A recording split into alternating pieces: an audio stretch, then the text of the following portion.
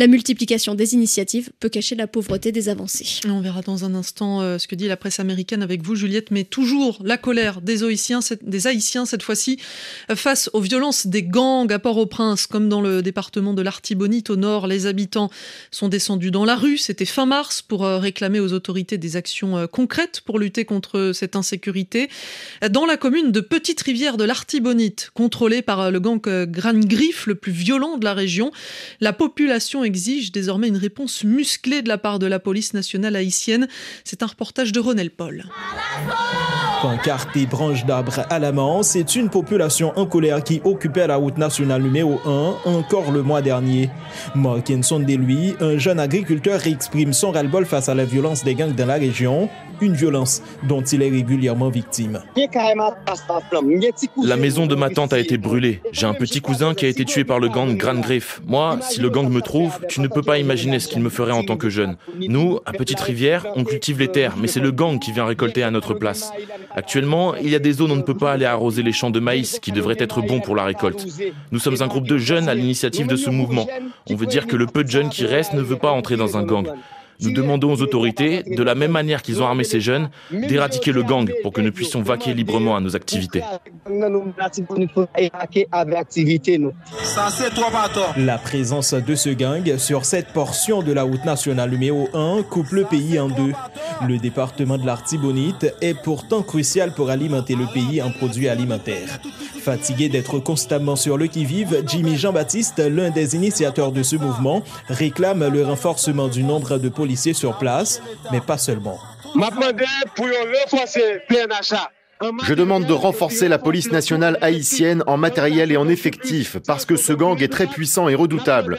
Nous demandons à l'État central de prendre ses responsabilités. La population n'en peut plus. On en a marre de dormir avec la boule au ventre. À plusieurs reprises, le gang est venu massacrer la population. Et ce ne sont pas moins de 2 massacres qui ont été enregistrés en moins de 3 mois dans cette commune, faisant près de 200 morts, des centaines de maisons et des véhicules ont été incendiés. André Saint-Louis, coordonnateur du comité Initiative pour la paix dans le Bas-Artibonite, s'interroge sur la volonté réelle des autorités de lutter contre les assaillants. Il y a plus de 3 mois là, il n'y a pas jamais que ça vient.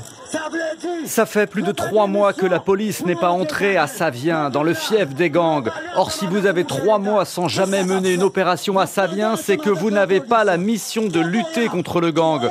On demande à l'État, qu'est-ce que vous allez faire? Nous demandons au directeur départemental de la police nationale ce qui l'empêche d'entrer à Savien. S'il y a un problème de matériel, il faut nous le dire pour que nous puissions exiger des autorités nationales qu'elles livrent du matériel. S'il ne le fait pas, il sera considéré comme de mèche avec le gang de Savien. Le mois dernier, les forces de l'ordre ont voulu répondre positivement aux revendications des habitants, mais au terme d'une intervention contre les gangs, un policier kenyan a été tué et 3 blindés incendiés. Fekir Kasseus, le porte-parole de la PNH dans l'Artibonite, reconnaît que la police fait face à d'énormes difficultés, mais il tient à rappeler que de nombreux efforts ont été déployés dans la région pour permettre notamment la réouverture du commissariat de Liancourt afin que les déplacés puissent rentrer chez eux. Quant aux opérations musclées dans le fief du gang Gran Griffe, elles doivent, selon lui, être bien planifiées. Si vous regardez ce que vous avez, par exemple, vous regardez ce qu'a l'ennemi, ce que vous êtes l'ennemi, vous voyez une différence assez énorme. Vous allez vous dire, est-ce que vous êtes prêt pour faire des opérations? Donc, les opérations, c'est quelque chose de stratégique. On va très certainement les faire. Mais le fait que nous sommes là, notre présence veut dire quelque chose. Ça veut dire que nous allons quand même faire des opérations. Les opérations vont venir. Maintenant, les membres de la population, qu'est-ce qu'ils attendent? Ils attendent des résultats. Est-ce que nous n'avons pas donné des résultats? C'est à eux de savoir. Mais nous autres aussi, comme policiers, ce que nous voulons, c'est d'exterminer ce groupe de gangs. Donc, c'est notre volonté, c'est notre objectif. C'est l'objectif principal même du directeur de la police. C'est l'objectif principal du directeur du département.